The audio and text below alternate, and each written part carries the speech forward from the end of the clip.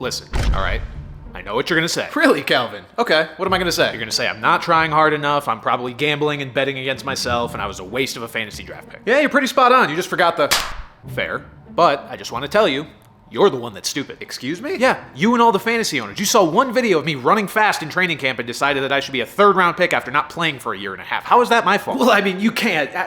It's not that. It's just, it's more than... You realize that was dumb, right? It was a little dumb, but you were still a 1,000-yard receiver at one point. Figure it out. Meanwhile, I'm not sure Devonta Smith is going to hit 1,000 yards ever again. Welcome to fantasy jail, Devonta. Hey, look, I'm Chris Olave. You have the right to remain silent. Good to see you again, Pitts. Yeah, sorry I had a couple good games. Don't let it happen again. The entire Chargers offense. Look, I know the Chiefs defense is pretty good this year, but you guys got to tighten it up. Justin Herbert, your injury is on your non-throwing hand, so I'm not sure why you suddenly turned into Phillip Rivers. Hey, Phillip Rivers was good. Late career Phillip Rivers. Oh. Keenan Allen, I guess we should have known your hot start was unsustainable considering you are 87 years old. I'm 31. Same thing. And Austin Eckler. Breaking the fourth wall here for a second. This is very awkward because you follow me, so I'm gonna go easy on you. I wouldn't want to hurt your feelings. After all, you've been hurt enough this year anyway. Speaking of hurt, my head hurts. Yeah, we know, or at least we do now. Can you tell your coach to stop being such a deceptive turd? Man, he doesn't listen to me, clearly. Anyway, take an Advil and maybe next time you won't be the bust of the week.